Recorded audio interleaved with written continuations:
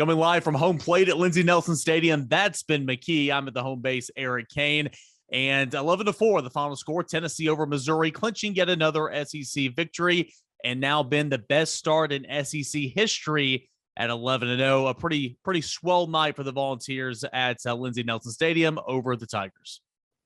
Absolutely. Tennessee 11-0, as you mentioned, and that is the greatest record ever for any team to start SEC play since the league expanded to 12 teams in 1991. If they win tomorrow, improve to 12-0, then it will be the greatest start to SEC play ever since they started playing SEC baseball. There's three other teams that have also started 11-0. So Tennessee ties those teams tonight. And again, if they win tomorrow, it'll be 12-0 and they'll stand alone. But a really cool stat. Obviously, Tennessee had bigger goals, and those goals reside in Omaha. So this is something that they'll reflect on and look at a really cool feat later on in the year. But still a really cool accomplishment that they should take pride in, because they literally are doing something that's never been done before. And tonight it was thanks to Jordan Beck's grand slam there in the seventh inning. Yeah, before we get to that, of course, that was the difference maker, put Tennessee ahead for good. But much like last night, the same start here for game two. Yeah, Luke Mann that homered in the top of the first inning to give Missouri a 1-0 lead. But there were back-to-back homers that inning as Montgomery followed. Tennessee then responded by hitting not one, not two, but three back-to-back home runs in the second inning. Lipscomb, Ortega, and Russell.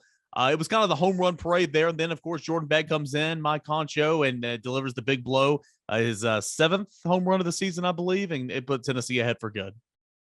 Yeah, Jordan Beck's seventh home run of the year, and two nights in a row where it's taken Tennessee's bats a little while to get going. Been the later innings of when Tennessee has been able to capture the lead. And I asked Jordan Beck kind of why, and have you all had to make any adjustments at the plate as a group, or did you just kind of need to keep doing your thing and let the results come to you? And he said that they didn't make any glaring adjustments. It was just a matter of Missouri having two good arms on the mound. And Tony Vitello echoed that sentiment, said that when they watched the freshman lefty from Missouri on tape, they saw a big-time competitor, and you saw that tonight. He was very efficient, and the bat just started going Tennessee's way. It was really funny to watch the back-to-back homers there early in the game because they just kept one-upping one another. Jarrell Ortega upped Trey Lipscomb's solo shot. Evan Russell upped both of them. All three went over the porches, and you felt like Tennessee was going to have some momentum there, but Missouri comes back, scores two more runs, takes the lead. And I think you really have to give a lot of credit to Chase Dollander. Obviously, he had, I believe it was 10, 11 strikeouts that he finished with, but his most impressive outing of the year, just for the adversity that he had to battle through at the beginning. Didn't have his command to start the game. You saw that with the Luke Mann home run and Torrin Montgomery home run as well. And that's two straight days where Luke Mann has hit a home run, and last night was a two-run shot, tonight just a solo shot. But two nights in a row where Tennessee's been trailing 2-0 when it comes to the plate for the first time. So Chase Burns wasn't really able to work out of his early struggles last night, but Chase Dollander absolutely was. I believe he retired 10 batters at one point. So just with the adversity and not having it early and being able to pitch out of it, his most impressive outing of the year so far, which is saying something considering what he's done the last 2 weeks at Ole Miss and Vanderbilt. Yeah, the final line for Chase Dollander, who picked up the win, now 6-0 on the season. He went 6 2/3, had 7 hits, 4 earned runs, 10 strikeouts, no walks. He gave up 1 double. He faced 27 batters, gave up 2 home runs, 8 flyouts, 2 grindouts, 100 total pitches, 70 of which were in the strike zone. Mark McLaughlin came on and pitched a really nice inning in 2/3 there, getting it through 1 out in the 9th inning. He just surrendered, 1 hit, no runs, of course. And then Kirby Connell came on and finished the job. And one more note on Dollander for me. I just feel like it's so impressive that, in all these wins. Now, granted, Tennessee has not lost an SEC play yet, of course. Tennessee has picked up another series win, but Dollander comes up there and it's the series is on the line essentially, right? And, he's the one that gets Tennessee off to a good start and kind of preserves those series victories. So he was incredible today, and I couldn't agree more about the adversity. Ben, anything else from this game? Again, Tennessee kind of poured it on there late. Final score 11-4. Anything else from this game that was noteworthy before Tennessee looks for another series sweep tomorrow? Yeah, 70 strikes and 100 pitches for Dollander. Extremely impressive, and maybe struggled with command early in the season, that first 3-4 starts or whatnot.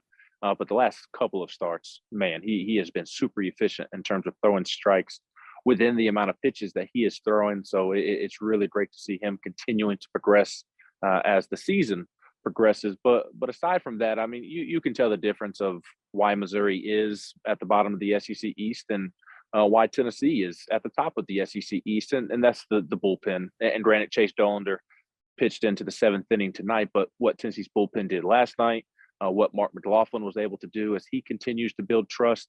You even got Kirby Connell in there at the end. That's the difference in the great teams, whereas Missouri has really struggled in the bullpen both the nights, especially if they're after that first guy out of the pen, just can't find the strike zone. I mean, it's just as simple as throwing strikes. I mean, tonight they walk the bases loaded and then walk in a run. I mean, that just cannot happen in the SEC. So as you and I talked about on our Diamond Vols podcast to preview the weekend, on paper, that Missouri lineup is pretty sneaky good. And we've seen that the first 2 nights, but the difference is when Tennessee gets into the Missouri bullpen and when Missouri gets into the Tennessee bullpen, a significant difference, a big gap between the 2 teams. And that's been the difference so far. And Tennessee will go for 4 straight sweeps to start SEC play tomorrow afternoon as Drew Beam takes the mound. And that's just absolutely remarkable. Yeah, Tennessee lineup finished tonight with 4 players having multi-hit days.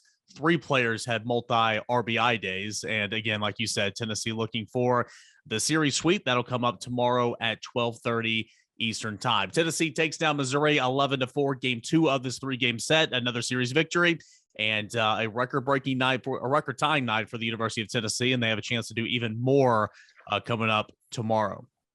One last thing that we do need to mention is Nico Iau-Maliava, Kyler Casper, Carnell Tate. They were all in attendance. I don't know exactly what inning it was, but they crept in 5th, 6th inning, middle of the game, and a loud ovation. I mean, it was enough to where I peeked my head out of the press box, like, what's this ruckus being caused? And I look down, and it's Nico and his brother and his dad and Carnell Tate and Kyler Casper. And as you saw on social media, I'm sure if you're watching this or even on the GQ, we want Kyler chants.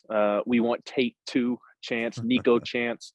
A really cool environment here at the ballpark, and the crowd absolutely erupted when Jordan Beck hit that grand slam. So not the best weather this weekend, but I think Carnell Tate, Kyler Casper, and Nico already knew, but that bunch all being together and seeing the atmosphere at Lindsey Nelson was really a neat moment and a big moment for Tennessee football on the recruiting trail, I'm sure. Tennessee commit Nate Spillman was also in attendance, as was his brother, Tennessee target Edwin Spillman, of the next year's class. Ben, great work, man. Can't wait to see your coverage tomorrow, live from home plate at Lindsey Nelson Stadium. That's been McKee. I'm Cain here at the home base. Tennessee 11-4 over Missouri, game 2. This has been Around the Horn at Volquest.com.